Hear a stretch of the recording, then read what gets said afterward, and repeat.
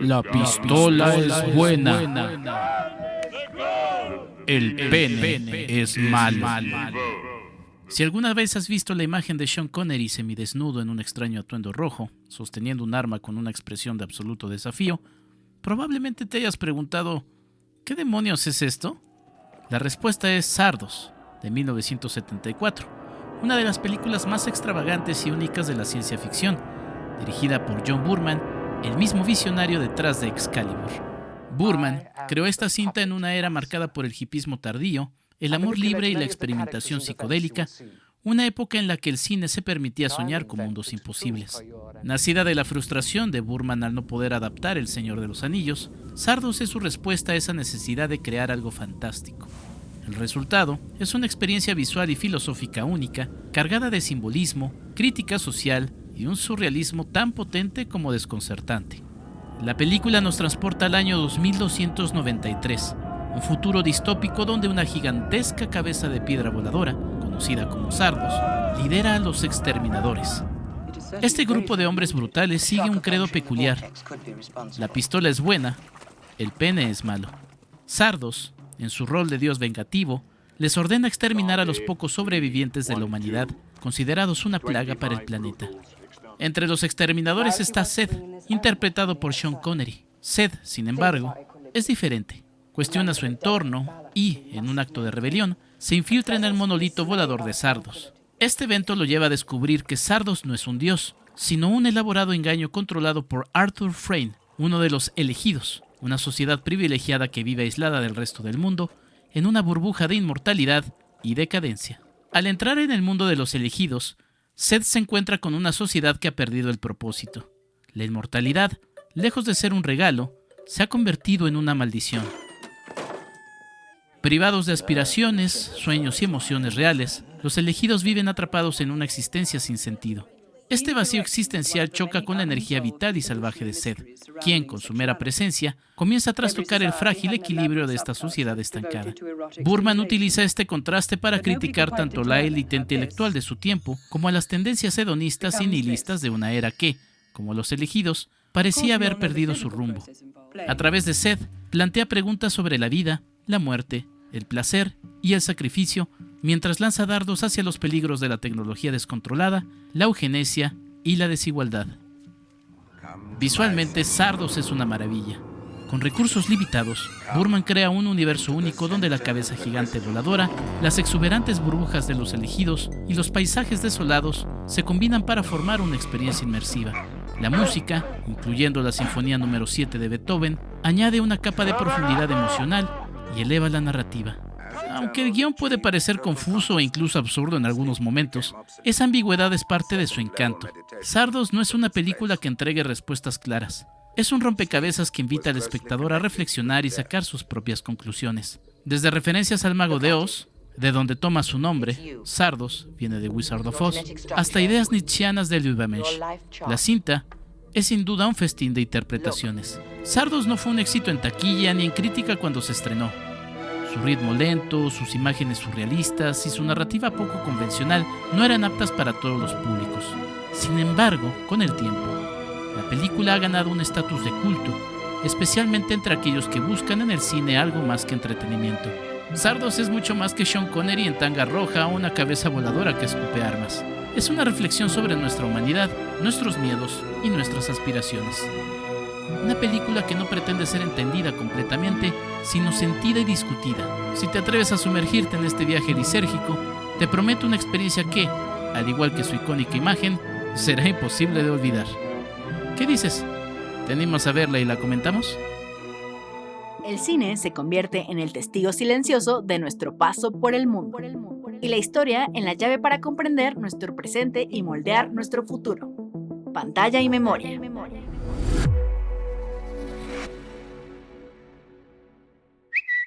@EnriqueFAMX en X.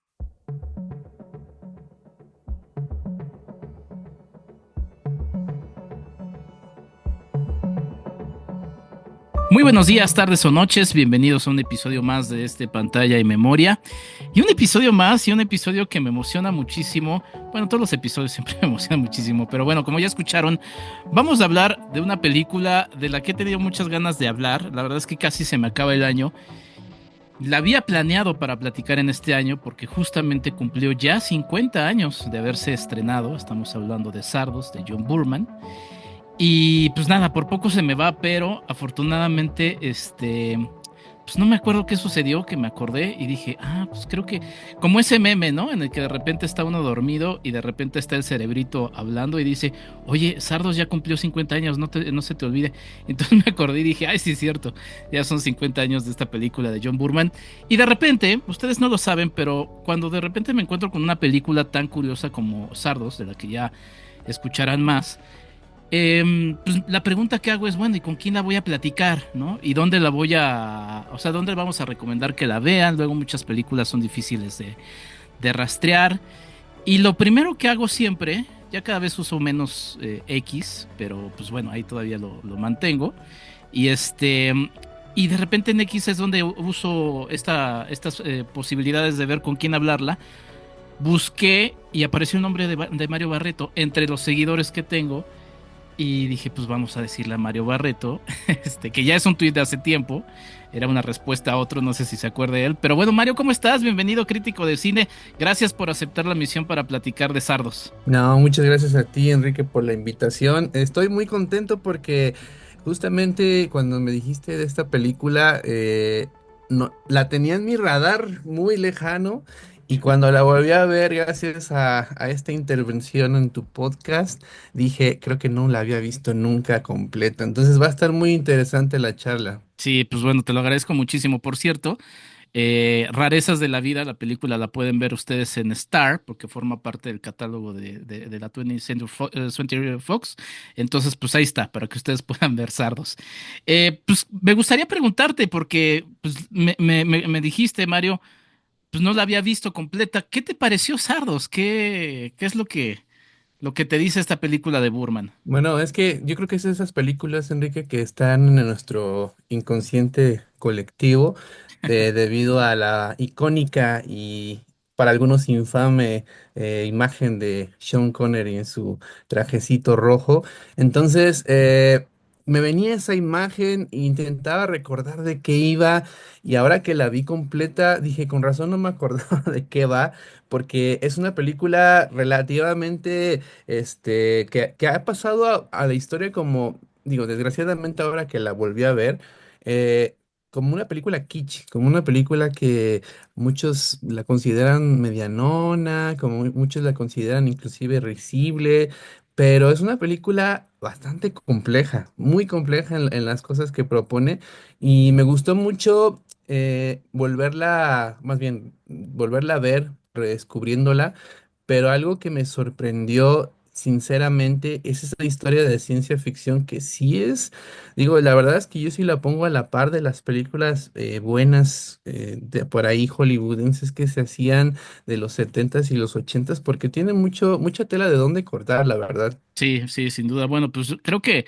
me quedo justamente con eso que mencionas. A ver, para hablar justamente de Sardos, pues habría que empezar con esa imagen que dices, ¿no? Ese meme en el que no es exactamente una tanga, pero es como una especie como de, pues no sé, un disfraz ahí medio extraño que podría bien haber usado Sean Connery en aquellos 70 para alguna fiesta de horchata, no sé. Sí, que parece la de Este, Borat.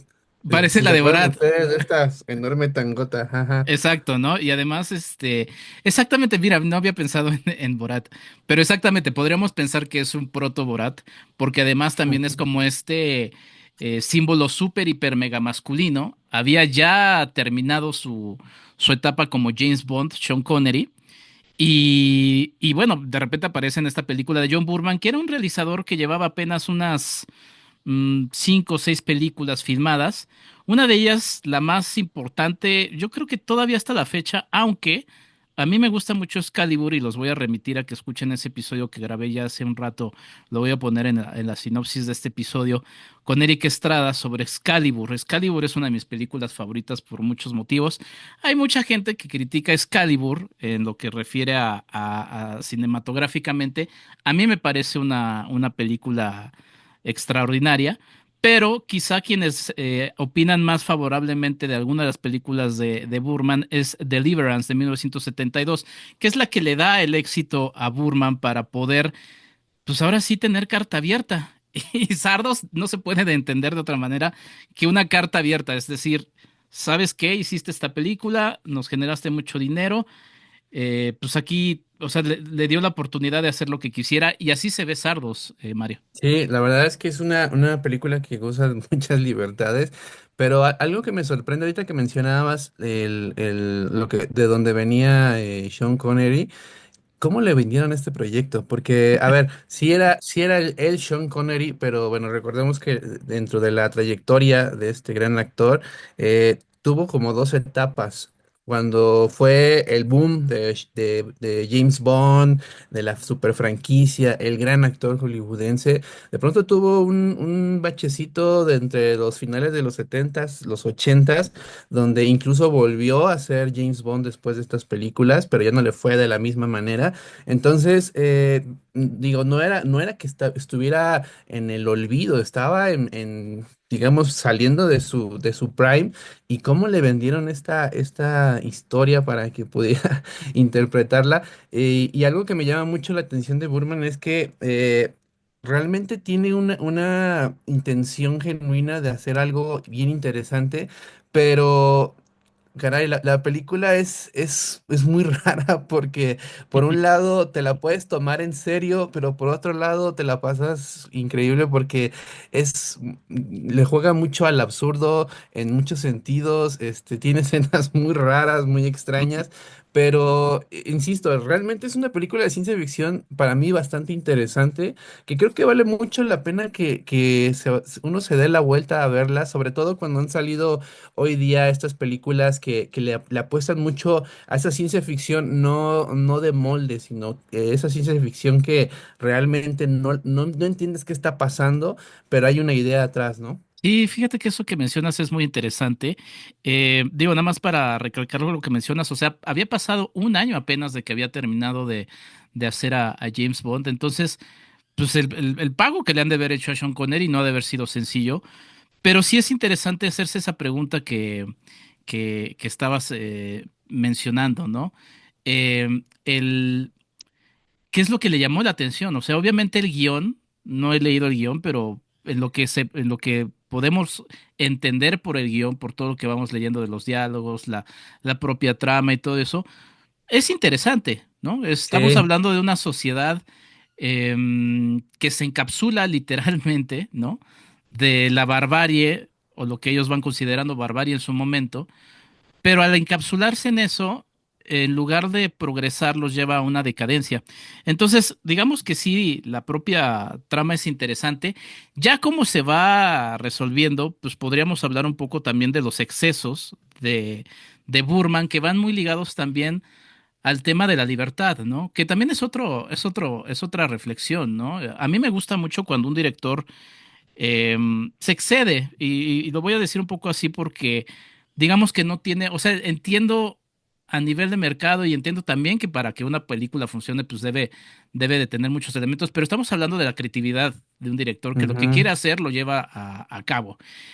Pero mira, soy muy fan de Star Wars, la gente que escucha este podcast lo sabe, seguramente como muchos que nos escuchan también, pero estaba en esta reflexión porque esta película es de 5 años antes de Star Wars.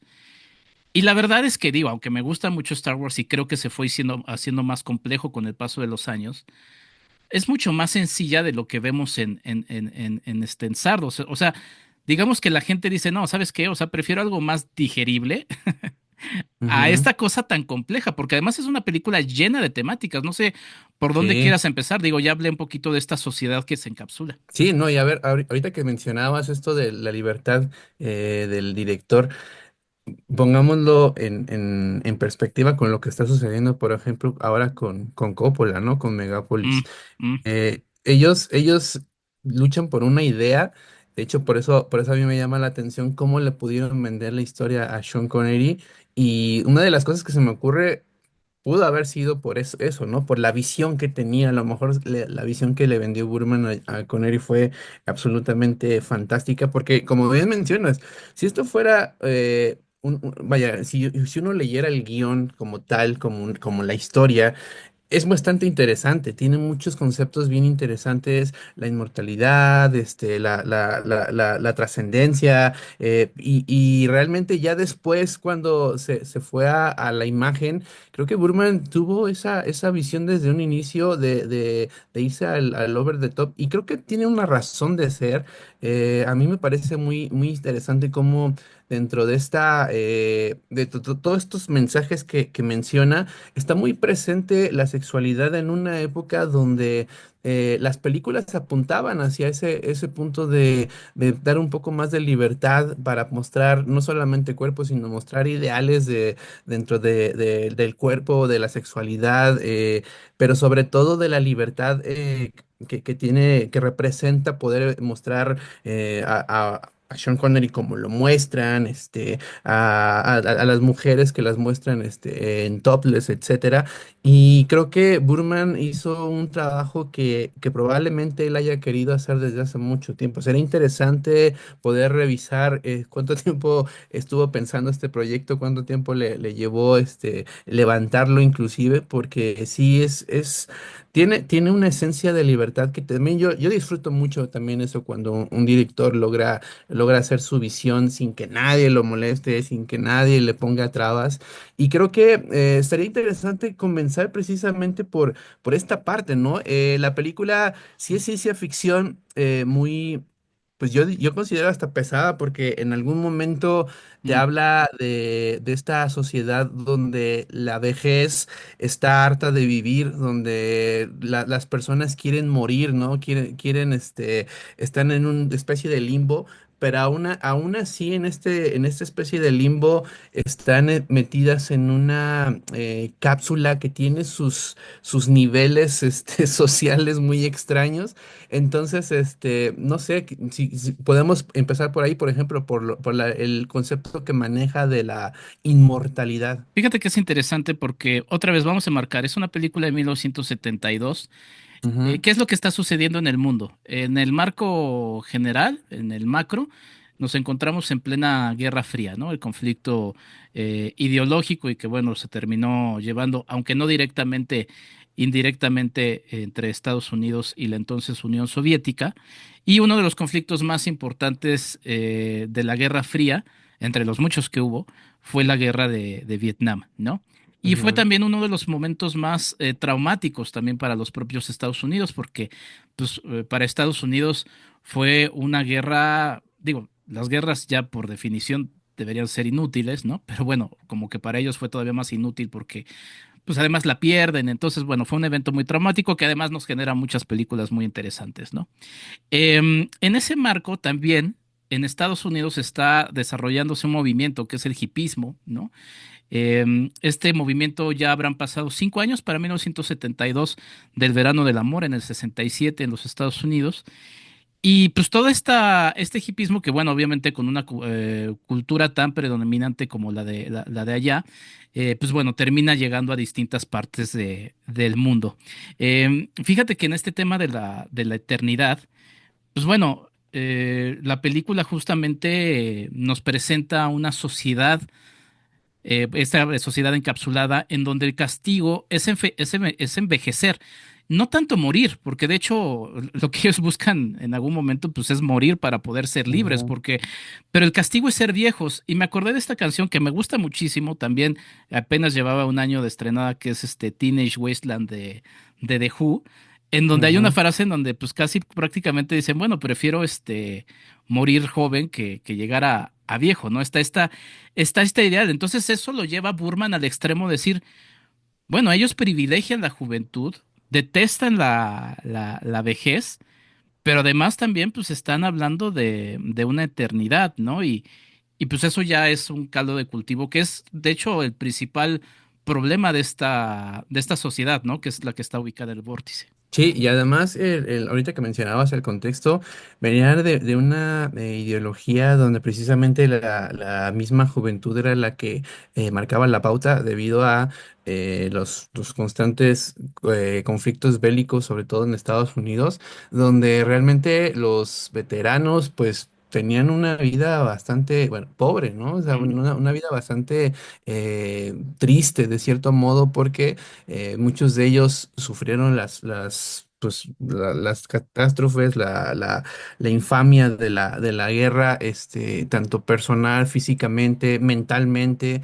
Y creo que esta parte de no querer pertenecer a este grupo, de no querer, de cierto modo, acabar como este grupo, tenía mucho esta parte de la juventud. Y creo que la película hace algo bien interesante que es reflejar una sociedad donde se nota mucho esta parte de exclusión de la vejez, pero que también tenemos esta parte de la mortalidad como un deseo. A mí cuando la estaba viendo, me estaba planteando muchas películas que tienen algo en común acerca de la mortalidad y yo veía algo bien interesante en esta en específico, que era el papel de Sean Connery, porque el papel de Sean Connery de cierto modo es un asesino, ¿no? ujú. Un un, exterminador. un exterminador que lo contrata esta enorme cabeza de sardos para, bueno, no nada más a él, sino a toda una especie de tribu que se dedican a matar personas que están fuera de la burbuja.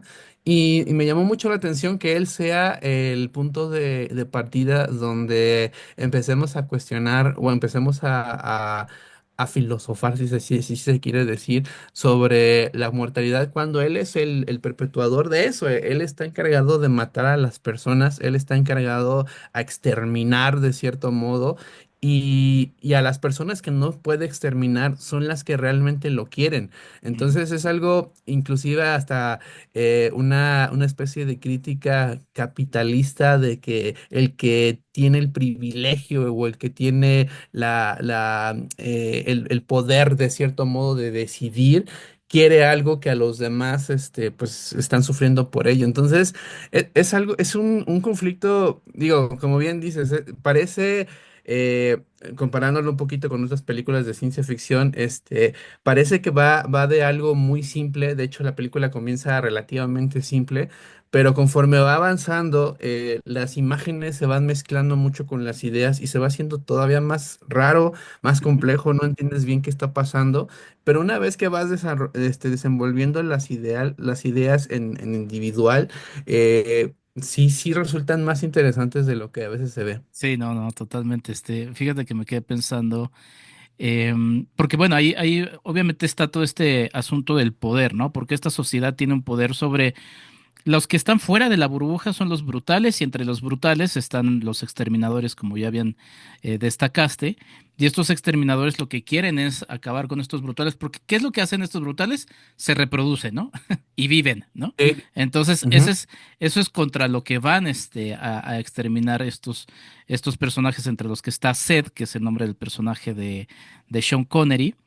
Y está esta situación de poder. Y me quedé pensando en el tema del poder porque también algo que lleva a Burman, y otra vez regresando a un punto inicial que marcaste, que es cuánto tiempo estuvo durante su cabeza esta película. Él realmente quería ser el Señor de los Anillos, o sea, como muchos ok. otros realizadores, él quería llegar a ser el Señor de los Anillos, no lo logra. Eventualmente Excalibur también puede ser vista un poquito como, hasta de Deliverance también podría ser visto un poco como parte de ese imaginario. Y Sardos también se incluye ahí, ¿no?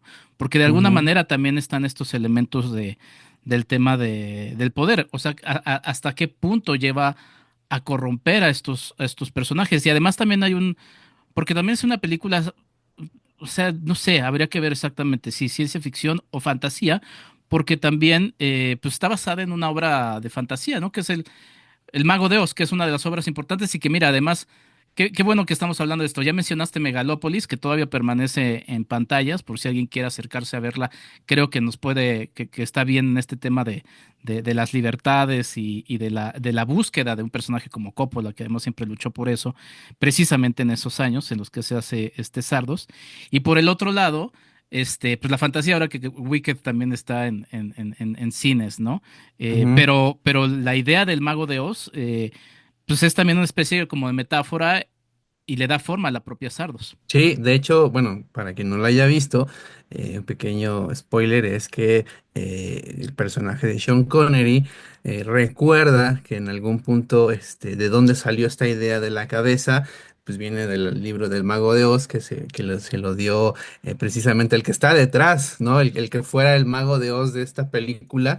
Y eso habla mucho de los niveles de poder respecto a quién realmente maneja, ¿no? Cómo detrás de una figura que manda, de hecho, es bien interesante porque cuando comienza la película, esta enorme cabeza de Sardos les da las armas. ¿No? En una especie de Estados Unidos simbólico, les avienta las armas y les dice algo muy extraño como algo del pene que ahorita no me acuerdo, que es las armas son más importantes que el pene o algo por el estilo y les avienta las armas para que vayan a exterminar, que es algo bien interesante y bien, pues actual, desgraciadamente, ¿no? Pero esta figura omnipotente, omnipresente, que es la cabeza, que les da estos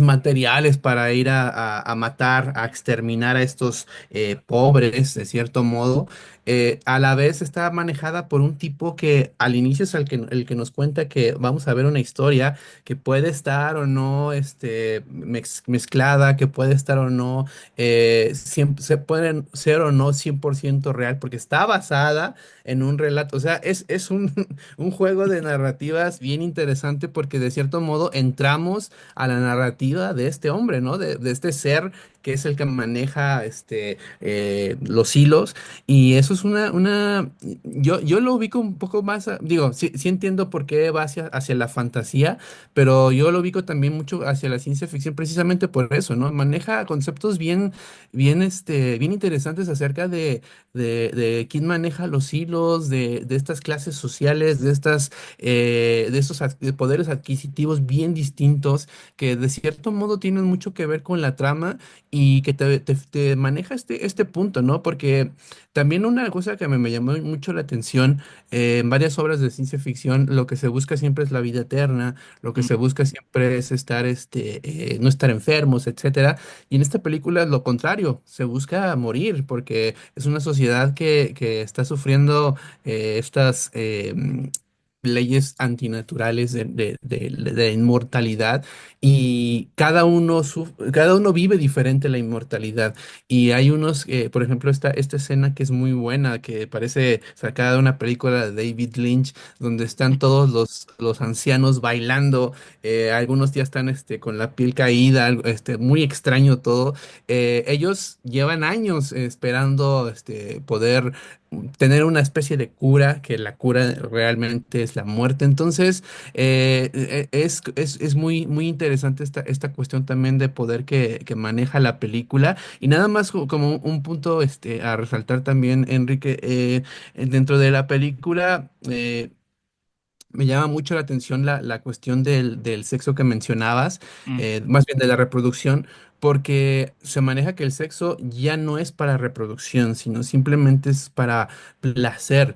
Y esto es un punto bien interesante porque ya no se piensa en perpetuar de cierto modo la especie, mucho menos la especie desechable, que es esta serie, este sector que tiene que ser exterminado y esto me recuerda mucho esta idea de por qué los pobres siguen teniendo hijos, ¿no? Mm. Entonces, es algo que también se mezcla muy bien con la ciencia ficción, pues va más dura, ¿no? Sí, mira qué fuerte eso que mencionas. Pero mira, justamente, a ver, otra vez sobre el tema de la ciencia ficción y la fantasía. Sí, tienes, o sea, este es una sociedad que además lo que está utilizando es tecnología, ¿no?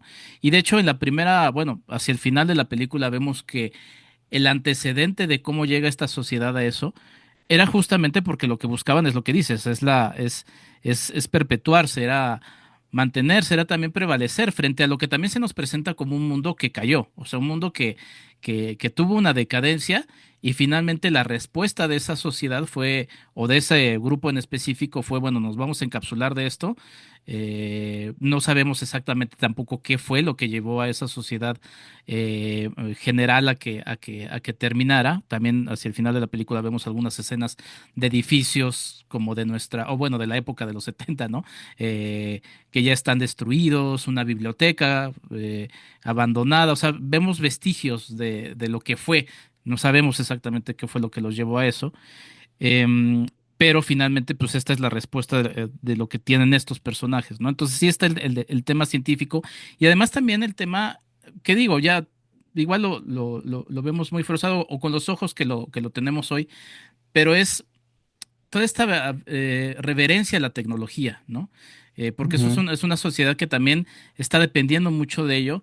Y bueno, nos resuena 50 años después cuando todo lo que hacemos, digo, tiene sus virtudes, como en este caso el podcast que estamos haciendo en línea, ¿no?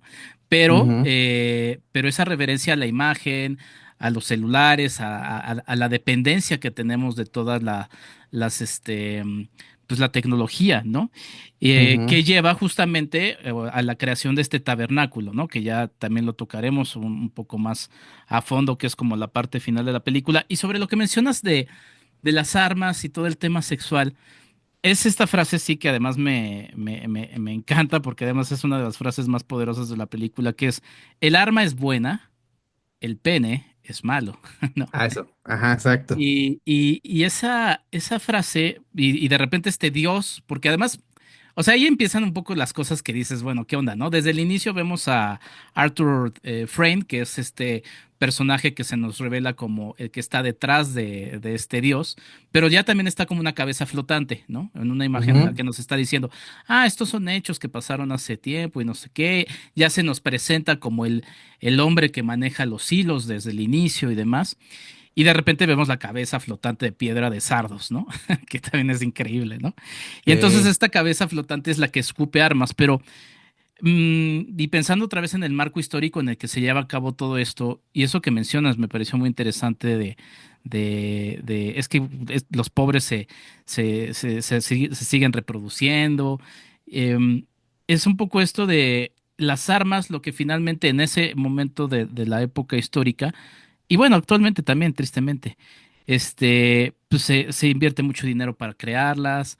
En un país, por ejemplo, como Estados Unidos, aunque la película es británica y además está filmada en Irlanda, de alguna manera también nos habla de la facilidad de la presencia de las armas, ¿no? Y Ujú, en esto de que el pene es malo, que digo, suena ridículo un poco así, es más bien la idea de procrear es mala, ¿no? O sea, la ujú, vida es mala y la vida no solamente es nacer, es morir, ¿no? Porque ujú. la muerte es parte de la vida. Entonces, está interesante todo ese caldo de cultivo. Y además hay una escena que es muy rarísima, pero es genial, que yo no, bueno, otra cosa que no me acordaba de la película, o más bien que no tenía presente, es que sale la muy bella Charlotte Rampling, Mm, y en una escena muy extraña agarran al personaje de Sean Connery y lo llevan a su cuartel, por así decirlo, esta especie de grupo que es eh, hacen experimentos e intentan, de hecho es una especie de matriarcado porque son muchas mujeres y están estudiándolo y toda esta cuestión y le hacen unas pruebas rarísimas acerca de la respuesta sexual que tiene la figura del hombre, ¿no? Como de Sean Connery, y le ponen imágenes y en una cosa muy extraña en una especie de close-up, Charlotte Rampling siempre está volteando pues al miembro de Sean Connery a ver qué reacción tiene. Es algo muy extraño, pero sí, sí, sí es una interesante, digamos, vista de la sexualidad de cierto modo y cómo es un mensaje fuerte, ¿no? Cómo realmente la reproducción y y de cierto modo el sexo tiene algo muy, muy diferente en la connotación dentro de esta sociedad que como bien mencionas, ¿no? Está excluida por alguna razón. Que eso me gustó mucho, Enrique, que no explique tanto. Mm. Me gusta mucho ese tipo de películas. Viven en su mundo, en su espacio y en su universo funcionan. Sí, y además es exacto. O sea, sí, es una película que te genera muchas más preguntas de las respuestas que te va a dar, ¿no? Porque tiene muchos momentos, tiene otros personajes que también son interesantísimos, que son los apáticos, que realmente o sea, como que sí podrías tener una idea de qué es lo que les pasa a los apáticos, que podría ser también un poquito, digo, en una lectura muy simplista, la gente que realmente está como a la mitad de, ¿no? De lo que está sucediendo, ¿no? Eh, Sí, podría ser algo así, pero podrías también darle muchas lecturas. Pero sí, o sea, de estos personajes, a ver, es May en este matriarcado que bien mencionas, porque sí, mayoritariamente son mujeres, y el ujú, personaje de Consuela, que es este personaje interpretado por Charlotte, que además, pues bueno, fue una actriz muy importante del cine del Reino Unido.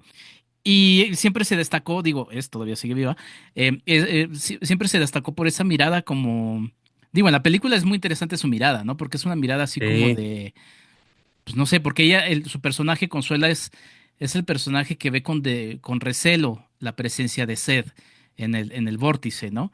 Al final quizás su arco no está tan bien realizado porque al final da un cambio como muy inesperado, pero como que no estaba tan bien planeado para ir hacia allá, pero bueno, no pasa nada. Son de estas cosas que sí, no están bien aterrizadas en la película y hay que decirlo, pero son ideas interesantes, ¿no? Y por el otro sí. lado también está el personaje de Friend, que es el personaje que es como una especie de cómplice de Arthur Friend, que al inicio le sucede algo al personaje y entonces la figura masculina después de Seth y el que vive en el vórtice es el personaje de Friend. Y entre los tres de alguna manera, y hay un cuarto personaje que también es una mujer, más o menos como que entienden que la presencia de Seth es, es necesaria para hacer los cambios en una sociedad que ya está agotada y que en palabras de Friend está hasta aburrida, ¿no? Sí, y es ahí donde entra este personaje como en cualquier buena historia de ciencia ficción, llega este personaje a cuestionar toda la estructura social, la estructura de cómo viven, y creo que es bien interesante también la parte donde, como, a mí me llamó mucho la atención de estas divisiones que tienen dentro de esta sociedad, de los que realmente pues la están pasando, como bien dices, ¿no? O sea, ok, no me voy a morir, pero pues tampoco voy a hacer nada de mi vida. Están los que están esperando la muerte, están los que están ahí experimentando, como bien, porque inclusive otra cosa a destacar de este grupo de mujeres es que todos son jóvenes, de hecho hay una, cuando pasa la primera escena donde están en su cuartel, parece una película setentosa que nada más Sí, están esperando a bailar, ¿no? Algo así.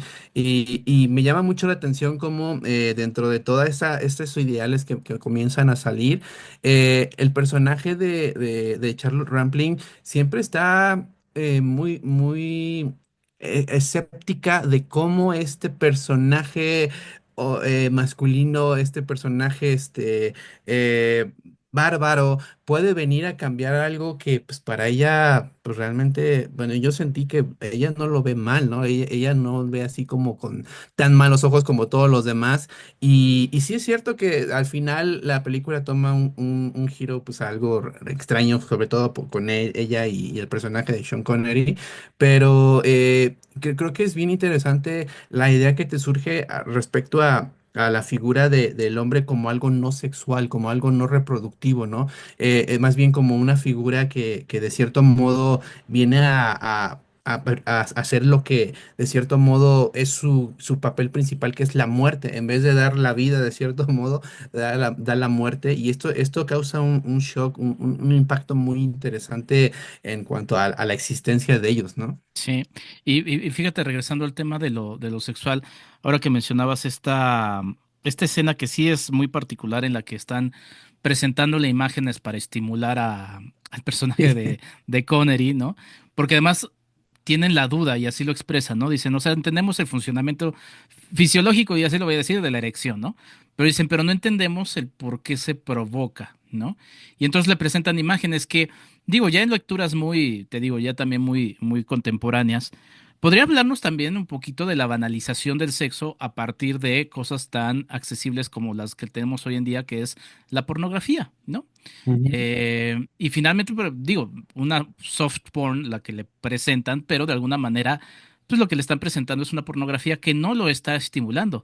Lo que le estimula, y también es como uno de esos momentos curiosos, es que pues está viendo al personaje de Charlotte, que es Consuela, y pues le gusta, ¿no? Entonces, como ¿Qué le es, qué gusta, es?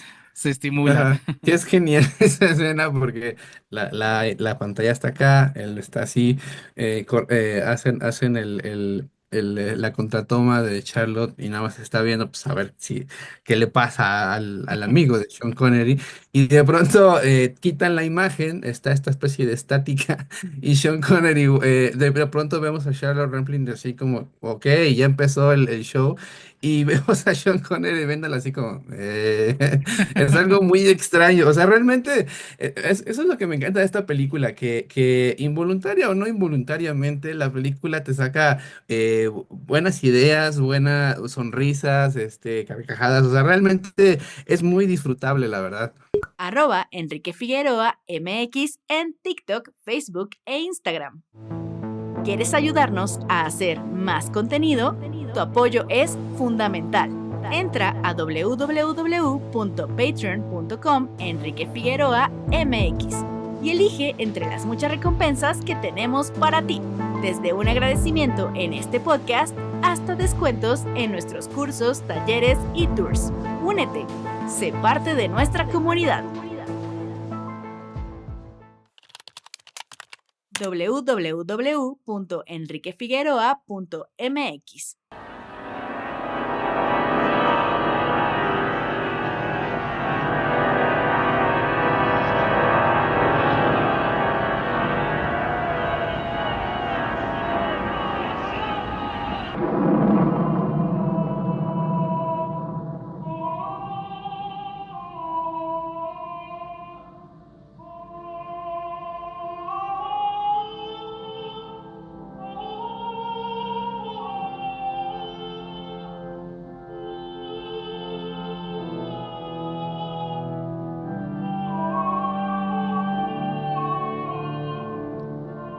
Sí, que es muy interesante todo lo que va sucediendo en la película, porque, por ejemplo, Mario, ya había mencionado el tema del tabernáculo, que es algo que se nos va presentando hacia el final y que es quizá como la parte, pues sí, como el propósito final de lo que va a ser este personaje de Seth que no sé, podemos interpretar de muchas maneras también, pero este tabernáculo, que además tiene, sí, connotaciones religiosas, ¿no?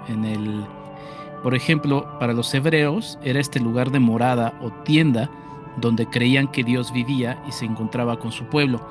Pero de alguna manera, desde el inicio, se nos presenta como una especie de computadora, ¿no? No sé si también ya lo estoy leyendo a 50 años. Digo, para esos años ya empezaba a hablarse de la inteligencia artificial. Todos estos temas vienen desde los 60.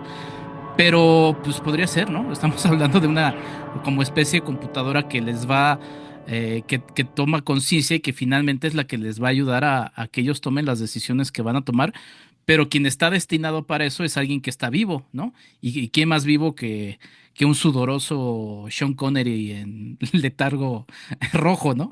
Sí, ¿no? Y además, ahorita que mencionas eso de la inteligencia artificial, la manera en que funciona este artefacto es que de cierto modo ellos ponen la data y esta computadora o este especie de mecanismo les dice, ¿no? Que les informa al respecto de lo que les están ofreciendo, porque de hecho hay una escena también rarísima porque nunca se entiende la primera vez que, digamos, capturan de cierto modo al personaje de Sean Connery, lo están escaneando de cierto modo sus recuerdos o de dónde viene, etcétera, y él está acostado como si le fueran a dar un masaje en algo muy, muy, muy poco ortodoxo, muy poco raro, es muy extraño, pero a lo que voy es que realmente toda la información que le van metiendo es la que va procesando este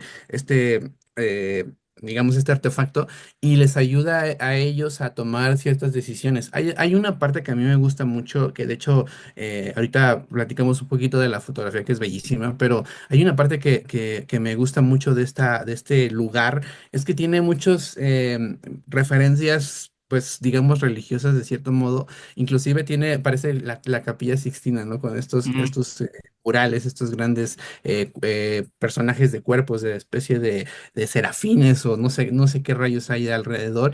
Y algo bien interesante es que es lugar como un lugar sagrado que inclusive en la parte de arriba está representado con un triángulo, ¿no? ujú, ujú.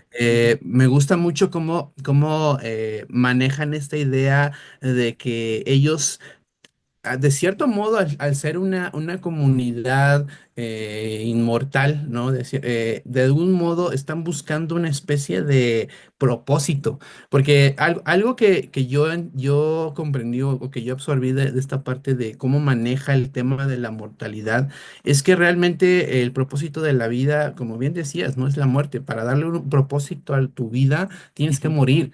Entonces, en esta utopía o en esta sociedad utópica, no, ellos no tienen la muerte, entonces están buscando una manera de poder dar un propósito, un sentido a lo que están viviendo. También hay una escena muy buena donde están en una especie de cena o de comida alrededor de una mesa que de pronto me gusta mucho la estética, como va muy variable, porque de un lado estamos en una ciencia ficción súper ochentera, setentera, pero por otro lado estamos en una especie de lugar griego, ¿no? En esta especie de comuna que están comiendo. Y el personaje que digamos que está muy cercano al personaje de Sean Connery, ¿cómo se decirlo? Como que lo exilian a este lugar de ancianos en una especie de ritual muy extraño con las manos y todo este rollo. Y es bien interesante eso, ¿no? Cómo de cierto modo las capas que van bajando es para ir a un lugar donde de cierto modo vives de diferente manera esta idea de no morir. Y una de las peores, como ya bien me decíamos, es la vejez, ¿no? Irte al exilio de la vejez y prácticamente ahí ya no tienes existencia de cierto modo, sino que estás en un limbo muy extraño. Entonces, sí es muy interesante la parte de cómo se le ocurrió todas estas ideas que son muy buenas, la verdad, o sea, son muy interesantes, pero de cierto modo la película quizás sea por su ambiciosa o por su ambición estética, no me refiero a que se vea bonito, sino a una estética más narrativa, que muchas ideas se van mezclando y luego a veces ya no entiendes qué está pasando y luego a veces retoma ciertas ideas que ya había dejado, entonces hay que ponerle muchísima atención porque la verdad es que sí va por muchos lados. Sí, sí, sí, va por muchos lados. Se ve que lo que quería decir era muchísimo, porque tan solo esta idea de esta comunidad, mm, muy similar a los hippies, pero digo muy similar porque también finalmente no terminan siendo eso porque, a ver, los hippies lo que o sea, promovían era pues el amor, ¿no? O sea, Ujú. el libre amor. Entonces, de alguna manera como que esta comunidad va en contra de eso, ¿no? Pero pues también quizá es una crítica que hacía el propio Burman a los excesos que podrían llegar a ello. Y del tema visual, sí, es muy interesante. A ver, el tema de los vestuarios sí creo que es un tema que no ha envejecido bien. Está curioso, está interesante. Nos habla mucho también de esa época. Pero en los temas visuales, y si quieres también para aterrizar en el tema de la fotografía, es muy interesante. O sea, estas imágenes que Increíble. mencionas del tabernáculo, porque el tabernáculo está, digamos que encerrado como una especie de cristal. Entonces, Ujú. el juego de que lo que sucede dentro del tabernáculo es con espejos, ¿no? Entonces vemos muchos de Sí. estos triángulos, muchas de estas figuras geométricas. Sí se alarga, o sea, toda esta transición de conocimiento, porque hay un momento en el que se nos revela que Sean Connery no es tan bruto como, bueno, no Sean Connery, Seth no es tan bruto como se nos presentaba, ¿no? Sino que es un bruto que aprendió a leer y que aprendió a aprender, ¿no? Valga la redundancia en el hecho de que empezó a aprender por sí mismo. Y después, pues en algún momento llegan o sea, en el camino de la película, a decir, ah, pues le vamos a transmitir todo nuestro conocimiento, que sí es una escena muy larga, o sea, creo que queda claro en pocos segundos cómo se transmite todo eso. Lo alarga Burman, les digo, en estos excesos, pero visualmente es de las cosas más interesantes por este jugueteo que nos remite inclusive a un cine más experimental, ¿no? Ujú. Experimental en cuanto al uso de lo que estamos viendo, ¿no? Y que también nos remite un poquito a que, a ver, no llevaba muchos años de haberse estrenado 2001, Odisea en el espacio, que también promovía esto. Quizá, obviamente, pues sí, Odisea, digamos que sí, envejeció mejor, ¿no? Pero de alguna manera, pues también forma parte como de este universo de cosas que quería realizar y que las hizo. O sea, otra vez, como hemos dicho todo el trayecto de este episodio, querido Mario, son de las cosas que aplaudimos de Burman, ¿no? Que se le Sí. ocurrió, lo llevó y lo hizo, ¿no? Entonces, está muy interesante. Pero bueno, querías agregar algo sobre el tema de la fotografía. Ya mencioné que también es una película que se filma en Irlanda, se ven todos los hermosos paisajes de Irlanda. De hecho, hay escenas dentro de una de las propiedades del propio Burman, que son estas escenas en la granja. Entonces, pues no sé, ¿qué nos destacas de esta fotografía que es muy llamativa también? Sí, no, y además otra cosa interesante acerca de la idea inicial o la idea que llevó a Sardos es que no solamente digamos que se salió con la suya Burman, sino que además juntó un equipo bien interesante, ¿no? Mm, Sean Connery obviamente, Charlotte Rampling, pero además tuvo en la fotografía a Geoffrey Unsworth, que fue el cinefotógrafo de Kubrick precisamente en ujú, 2001. ujú, Odisea en el espacio, en la Superman de Richard Donner, o sea, tenía bueno, de cierto modo, un cinefotógrafo bien interesante que estaba muy relacionado, de cierto modo, a esta parte de la ciencia ficción. Y yo destacaba mucho la fotografía porque, vaya, podemos guiarnos por el elemento kitsch de los vestuarios, de que en muchas ocasiones me da mucha risa esta escena donde bueno, el personaje de Sean Connery lo agarra una de las matriarcas, de cierto modo, y le empieza a lavar el cerebro y a como de cierto modo, a inspeccionar en su memoria para que recuerde de dónde, para que recuerde quién es Sardos y todo este rollo, ¿no? En el pasado. Y el artefacto que usa es una manta. O sea, nada más lo cubre con una manta y en esa manta es donde empieza a alucinar el Sean Connery.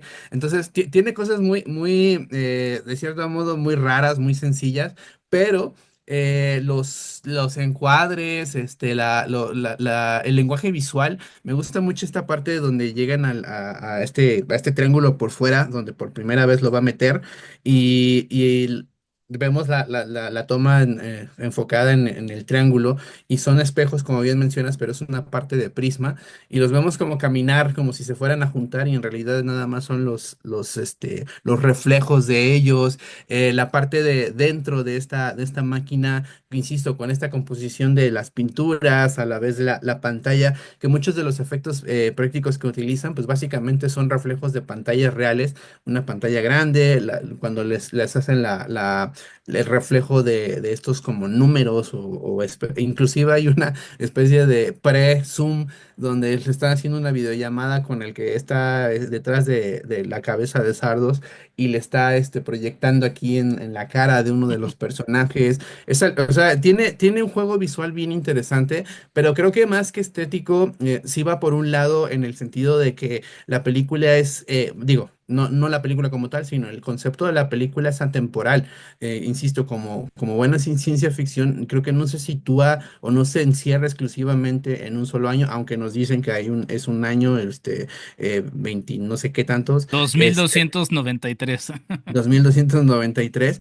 Creo que todas estas variaciones, por un lado parece la película medio medieval, por otro lado parece griega, por otro lado parece muy de los setentas, por otro, o sea, me gusta que maneje esa temporalidad de diferentes épocas que nosotros tenemos conocimiento, pero de que en la película realmente lo que está jugando es eso, ¿no? De hecho, hay unas escenas muy, muy cercanas a la realidad, como por ejemplo la de los ancianos que están bailando, están trajeados como si fuera, inclusive en esta época, nada más que ellos están deformes. Entonces me gusta cómo juega con el sentido de la realidad, de la fantasía, pero creo yo, con un sentido muy específico de que son ideas pues que pueden trascender el tiempo, que pueden trascender generaciones y que realmente vale la pena tener esos cuestionamientos en cualquier época, ¿no? Entonces, me llama mucho la atención que haya trabajado con este gran equipo y la fotografía, sinceramente, es una de esas fotografías que realmente te llama mucho la atención. Hay también esta escena donde bajan a que esa parte no la entendí muy bien, pero bajan a una especie de cueva donde hay unos como estatuas gigantes tipo igual griegas, muy raras y hay una parte que les empiezan a romper y de Ujú, pronto, hacen digamos, el reversa, lo hacen el rebobinar y empieza todo a construirse de cierto modo, que también son decisiones estéticamente se ven muy padres, pero te dan esta sensación, ¿no? De que todo tiene o sea, nada tiene un final, todo se regenera, todo vuelve a empezar y como que se vuelve soso, todos están hartos y por eso van a romper estas figuras y de pronto se vuelven a armar. Entonces, creo que todo tiene un sentido dentro de la fotografía, todo tiene un sentido para que de cierto modo entres en esta especie de juego conceptual, digamos. sí, sí, sí, sí. Interesante esto que mencionas, ¿no? Al final, pues sí, debe terminar algo para comenzar algo nuevo. Y en este prezoom que mencionabas de, pues sí, este proyector de imágenes, al inicio se nos va dando algunas pistas de lo que va a suceder al final, porque se nos revela hacia el final de alguna manera que el personaje de Seth es un poco una especie de, ¿cómo decirlo? Como de solución del propio tabernáculo, ¿no? De esta propia Ujú. inteligencia, de este propio Dios, un poco como en esta cosa del Hijo, el Padre, ¿no?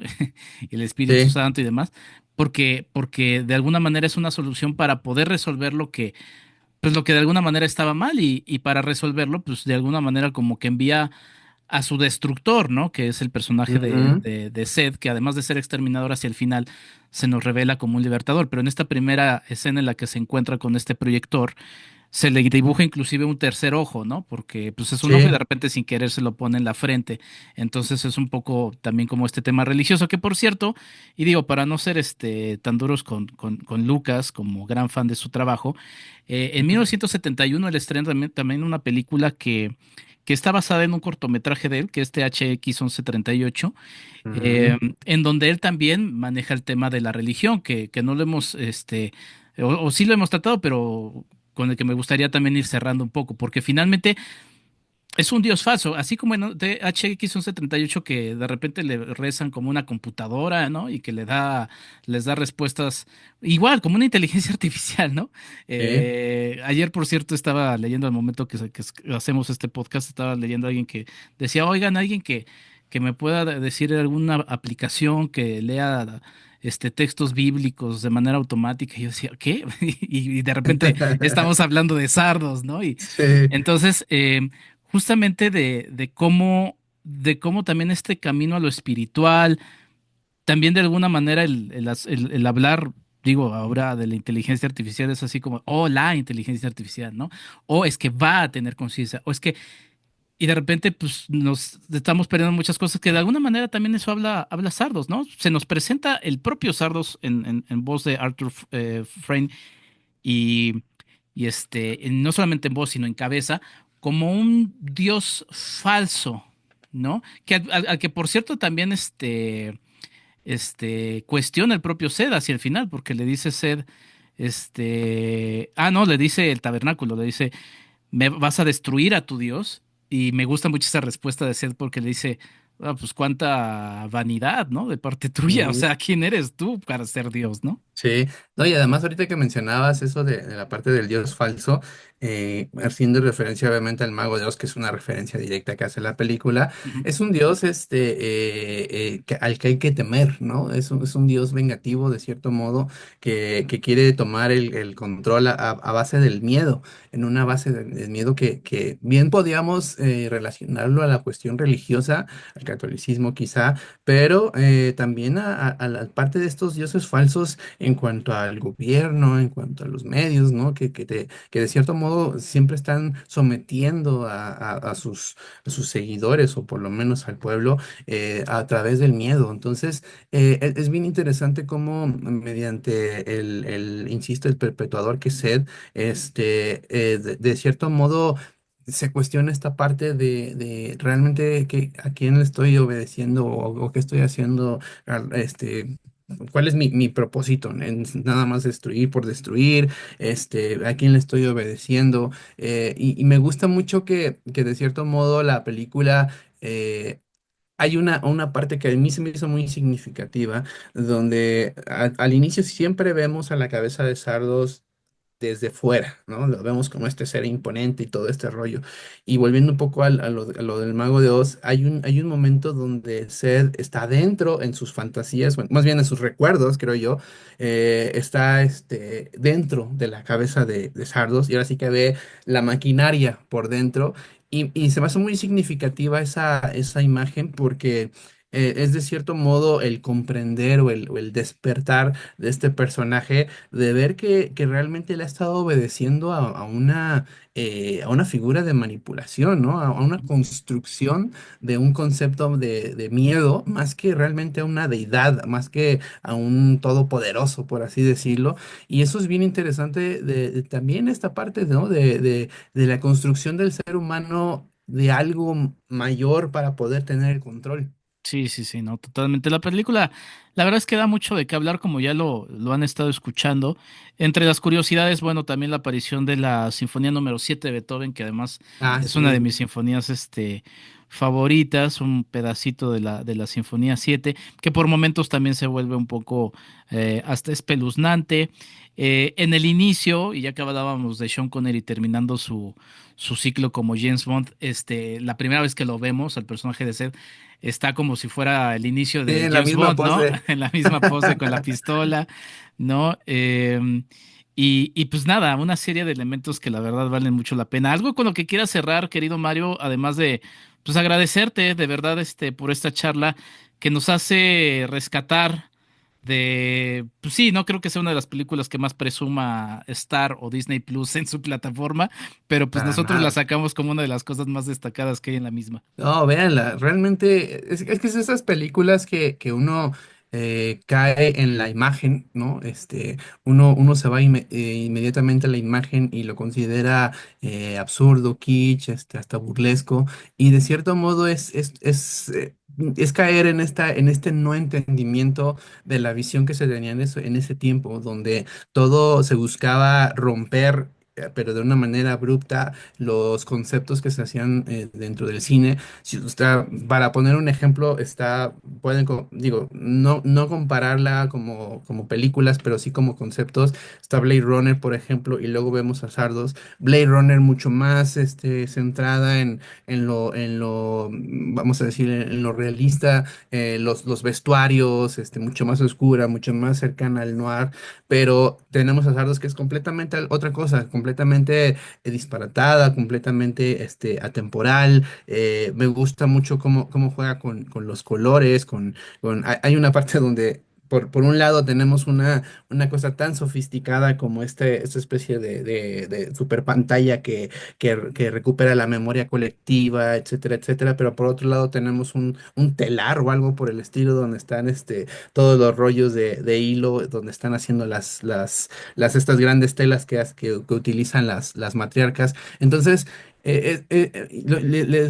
realmente se invita a explorar esa ciencia ficción que realmente en esa época buscaba romper completamente con el discurso de cómo se hacía ese tipo de películas.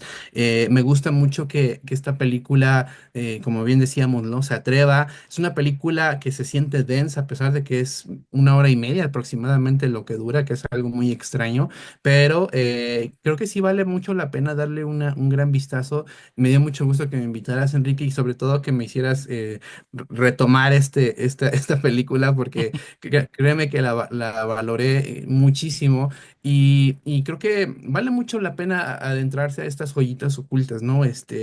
Por ahí también en el catálogo de Star, que ahora es Disney, totalmente Disney Plus, hay películas bien interesantes de ciencia ficción que también dense un buen vistazo, que desgraciadamente pues Disney compró todo, entonces tiene todas las grandes propiedades de distribución y hay muchas joyitas por ahí escondidas y Sardo sin duda es una de ellas. Así es que acérquense a la ciencia ficción, no le tengan miedo y pues déjense llevar. Simplemente eso es con lo que cerraría.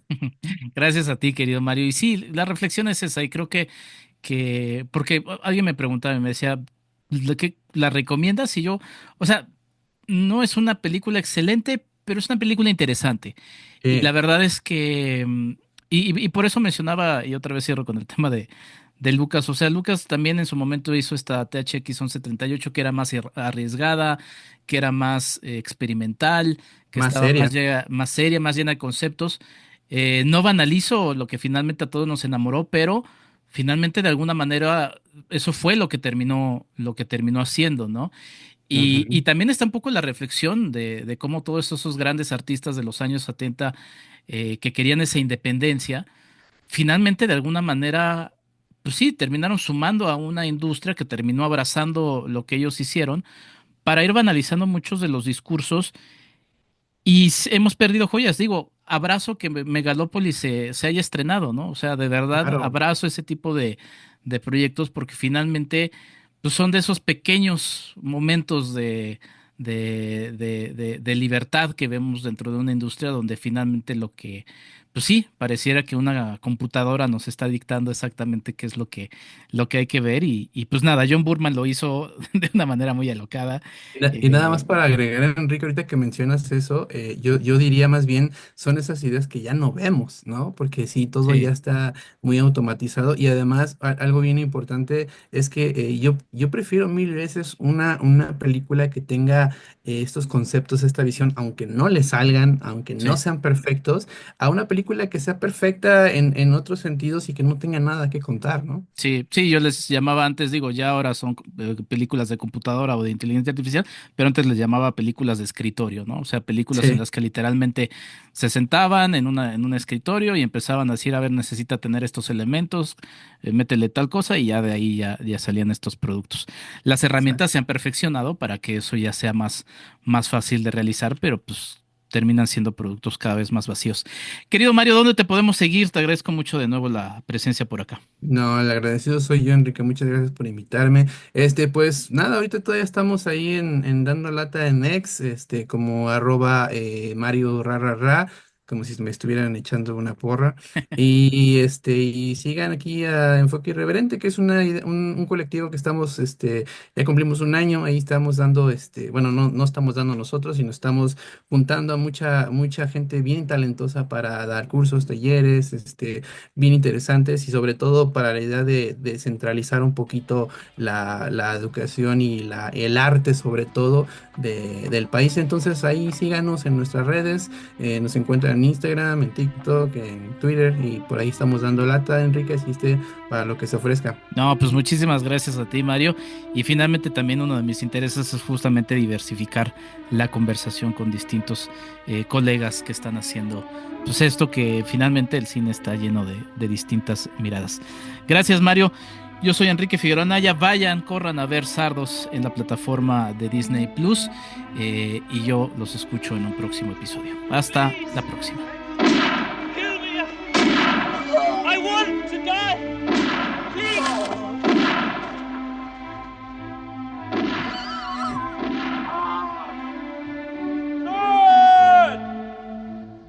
Pantalla y memoria. El arte de recordar a través del cine. podcast de Enrique Figueroa MX.